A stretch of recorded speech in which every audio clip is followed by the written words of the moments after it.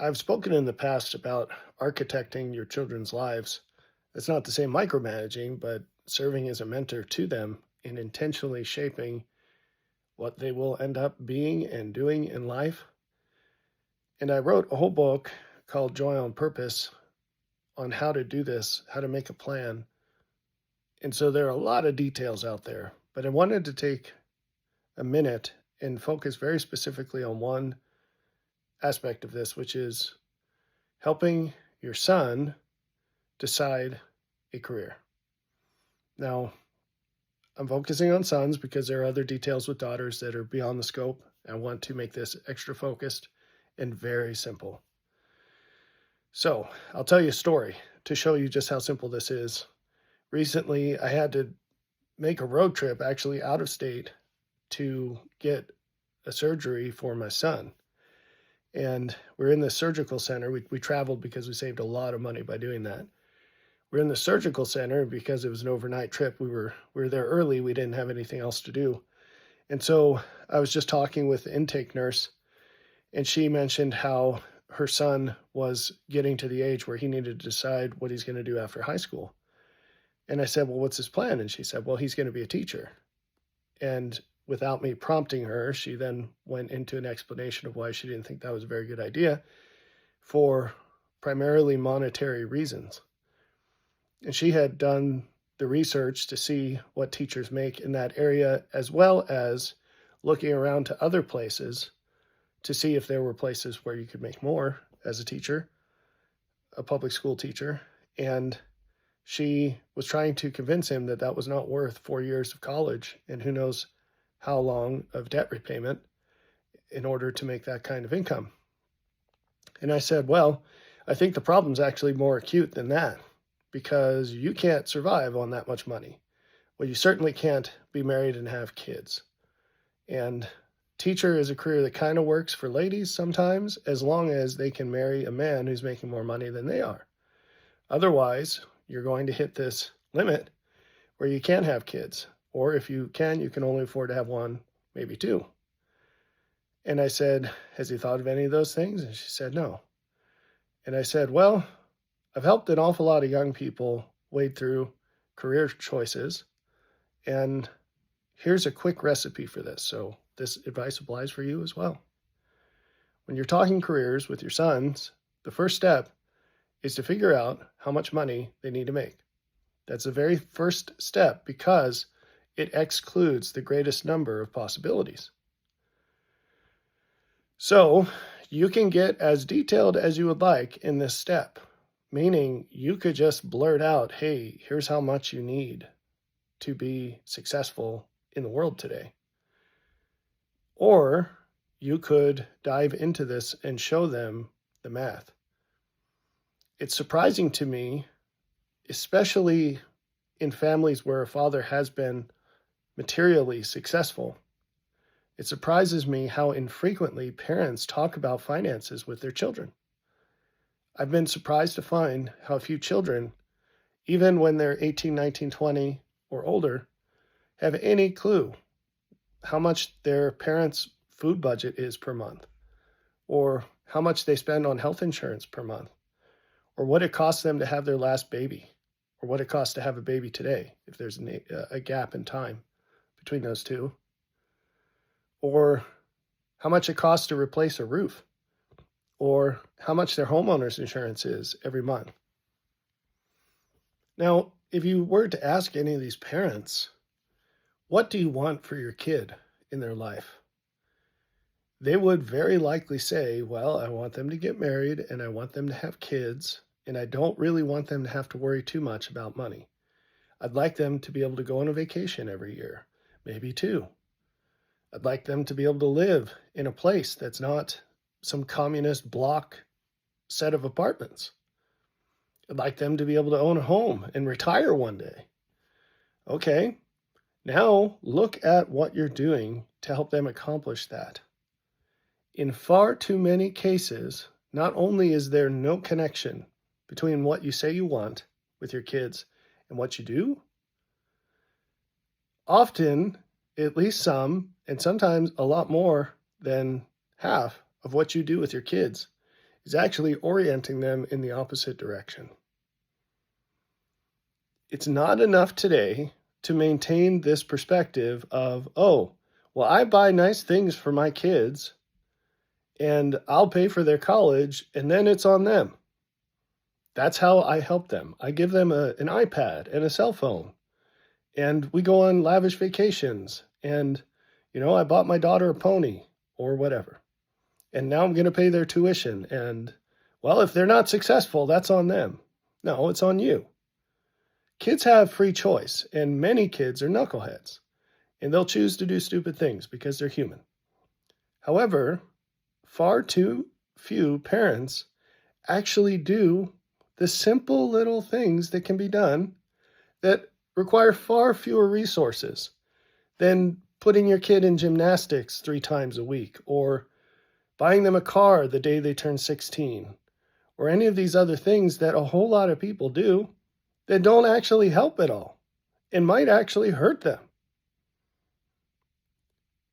So again, getting back to very specific, simple things. Have you sat down with your son to say, what are you going to do for a living?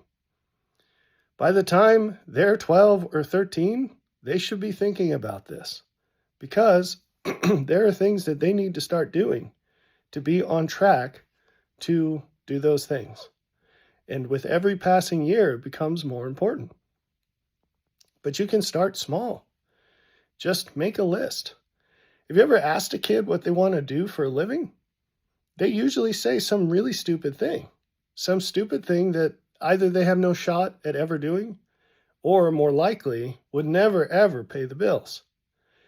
And it's never based off of some rational analysis. It's just, hey, I want to be a marine biologist when I grow up. That was the thing that all the girls wanted to do when I was in elementary school and middle school. Everybody was named Heather and they all wanted to be a marine biologist. Well, and boys are just as dumb, if not more so. So, where are they going to get the idea of something better? Faith comes by hearing. Where does the idea come from? Now, maybe you got yourself a little Samuel and he's more in tune with God than you are. That's totally possible. But odds are that you might have a better idea of what is available to him than he does. And you might know not just the options, but the cost and benefit better than he does. So why aren't you going over these things with your boy? Now, if you set the threshold, however you come up with a number, and you need to remember about inflation. If you've been watching these videos for a while, you know, because I've given this number based on my own calculations over the years. And whenever I say it, it seems really extreme. And I'm sure there are a bunch of guys out there that feel bad because they don't make that much. Okay, fine, whatever. Everybody's in a different situation. If your house is paid off today, you need far less money than someone who hasn't purchased a house yet. So these are things to keep in mind. If you have a huge retirement nest egg, you're in a very different situation than someone who's just starting out, or someone who's experienced reverses or whatever. But one thing that you have to remember is it's not enough to aim for what would be sufficient today. You have to remember that the price of everything's going up, and wages are not and will not track that. They're not tracking that, and they're not going to. They're going to keep falling behind. And remember, this isn't about helping your son live lifestyles of the rich and famous. It's about helping your son ride the tiger, get the most out of a decaying system. For what purpose? To be able to have a wife and kids. That's really the primary driver. Now, if he's not interested in that, or he can't find the right lady or whatever, he will have a massively greater degree of comfort in life than someone who's living check to check, or who has to hold down 2 jobs just to pay rent. And it's going to get ugly. It's already really bad. So, and depending on where you are in life, that might be more or less visible to you because the economy is bifurcating. There are the people who already have and the people who stand a much lesser chance of getting. And that split will continue to increase. So, anyway, and that's the surprising thing about this, is that it's not so surprising to see families where maybe they haven't made very good financial or professional decisions and they're not imparting wisdom in these topics to their kids. Well, okay, that's at least consistent. But what's peculiar is how often this is the case with parents who are materially successful, who make good money and have had comfortable lives. And they're just abysmal at teaching their kids how to make wise choices in this regard. It's so strong that the more money parents have, I would say the less likely it is that their kids will be financially wise. It's kind of crazy, but that pattern seems to play out. It seems to be the case more often than not. And it's because parents take the lazy road of giving their kids nice things early on instead of making them work and teaching them principles where they can make it for themselves. That doesn't mean that you cut them off. When they're 7 years old, you give them a little homeless handkerchief stick thing and send them packing on the train, right?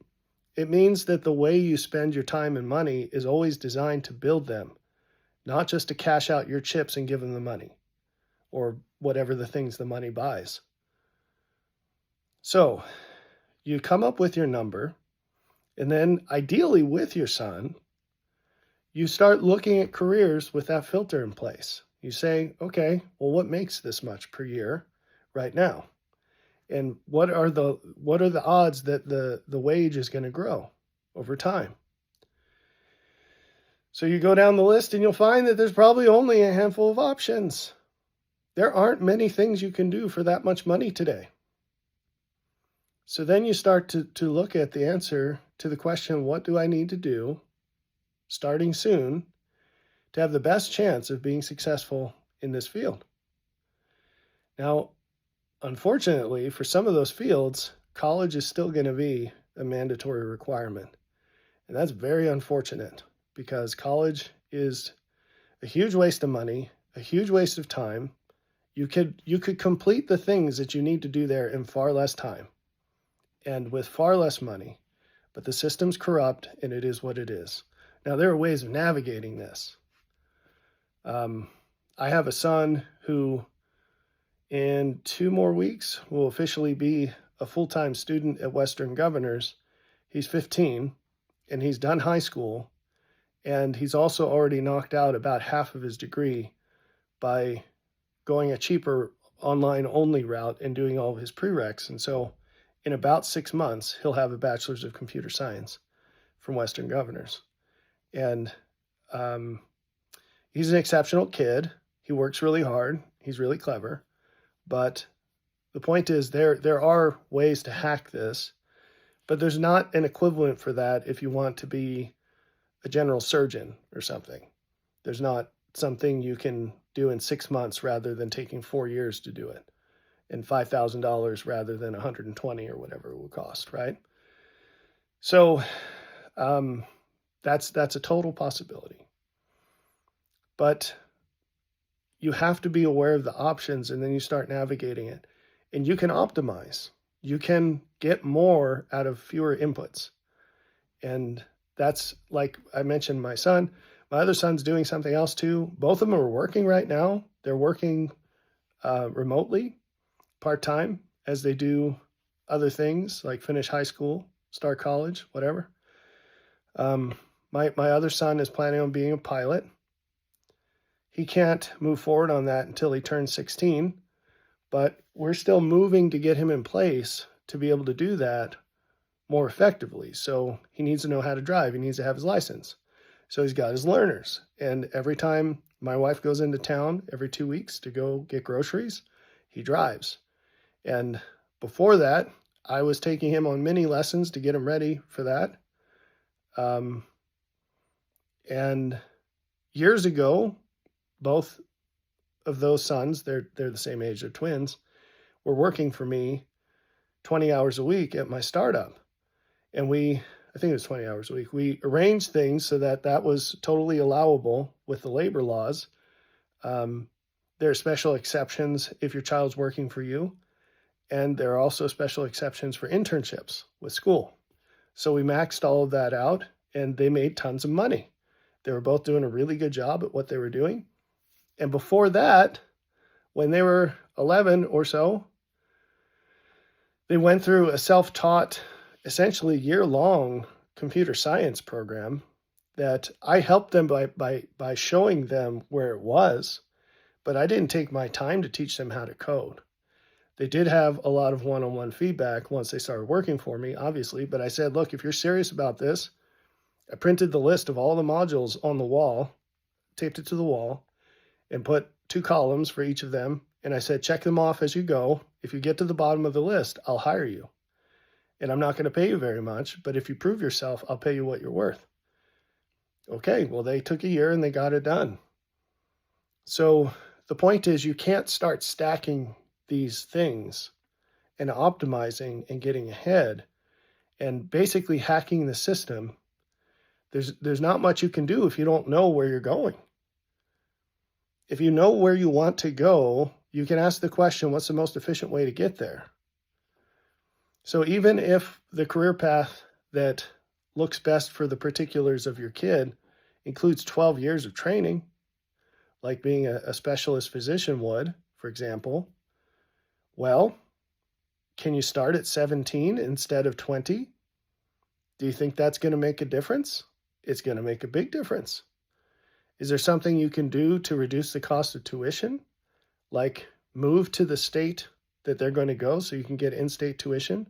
Or maybe even buy a duplex in that place, and then they can live there and rent out the other rooms. And then you've got a property manager on site, but it's a win-win because your kid's getting discounted rent, and then you're making money without the hassle of worrying about your tenants stealing your copper pipes or cooking meth in the house.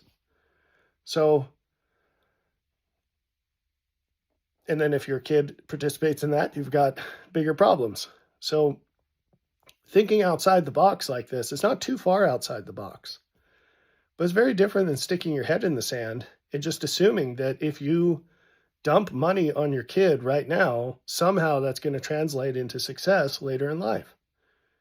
And the funny thing is, when you start talking about these things, people get all stressed out. Oh, that's just so much to do. It's really not, compared to what you're already doing. You can actually back off big time on the things that you're already doing, and the net, it's actually less work. It's less work. I'll give you another example. My wife and I were thinking through our youngest kid, he's 10 now, what his proficiencies are, his aptitudes, because you want to use what you've already got and build on top of that. It's a nice foundation. Everybody's got strengths. You just have to figure out what they are. We noticed that he enjoyed tinkering with electronics, and nothing involved like, let's take apart this thing that we were going to throw away. Well, we're looking at Christmas gifts, and we've got a budget of about $35, which is pretty small. We don't like to go overboard on Christmas. We like to focus on just family time, not make it about presents. So we found this electronics kit that had a whole bunch of lessons that you could do for about $30. So we did that. And getting the present, I knew that I was putting myself on the hook to spend time doing this kit with my son because he wasn't going to be able to do it himself. But that's cool. I mean, I'd rather spend time with my son doing something that might pay dividends for him for his whole life than just having fun. And it's still fun. He had a blast, right? So turns out that it was actually fun, and I learned a lot, and he learned even more, and he really did well with it. And so I gave him a little bait. I said, look, there's 40 some lessons here. I'm going to give you about a half hour once a week for us to do this on Thursdays. And he'd come up every Thursday. Can we do electronics? Yep. Or if he forgot, which was very rare, I'd tell him it's time. And I said, if you get through all these lessons, I'll buy you a Raspberry Pi, which is more. It was $200. Now, the cost of all this doesn't matter too much because we have this homeschool program in the state where they'll reimburse things like that, which is pretty sweet. It's not as sweet as not paying property tax, but you got to take your wins where you get them. And so he finished all the lessons. You know what? With every subsequent lesson, I was trying to focus on training him in general troubleshooting and critical thinking so that he would bridge that and become better and better at doing it himself. It wasn't about me doing it and him watching. He did all the things, and then I tried to not say anything unless it was sort of general advice. Well, pretty soon he was doing the lessons on his own, and he was catching things before I could catch them when they didn't work. I was still involved quite a bit here and there, but more and more frequently, he was the one running the whole thing. And so now he was pretty excited to get his Raspberry Pi, and he's just doing that by himself. And this is the thing, is that as parents, we will never be finished, but we should have an increasingly long list of things that we're redundant for. And if that's not happening, we should reevaluate the way we're handling our kids and our parenthood. And so you want to get to the point, and homesteading helps with this, and just put a plug in that, where you're assigning things to your children, you're training them how to do it, but there's this meta level training on teaching them how to be a responsible, independent adult. And that's really important. It's essential. So I invite you to think about these things, and if it's overwhelming, you can really narrow this down. You don't have to do anything crazy. You can just sit down with your son and calculate, show him your budget. Show him what it costs to give him the life that you give him. Show him what you make. Show him how much the taxes are. Show him how much comes out of your check, both check to check and also with the end of your income tax. Show him what all this costs. And then help him see the projection and narrow down the list of things that will put him above the threshold to be able to have a wife who doesn't have to work and as many children as they want to have. And even if you have a wife who's determined to work, whatever, that's its own problem, there's still a threshold. And everything in life is easier if you make more money. So to a point. And it's increasingly difficult to get above that point. And so it's a very important lesson. Please don't let your sons just be left by the wayside, where the analogy I use is you put your canoe in the river just like everybody else and you float down. Guess where you're going to end up? The same place everyone else does. You're going to be broke and miserable. Money isn't everything, but it is vital that we do what we can to be responsible stewards with the resources and opportunities that God gives us, because your ability to do things that matter will absolutely be limited, including helping other people, will absolutely be limited by how much money you make. So it's something to think about. It's very important.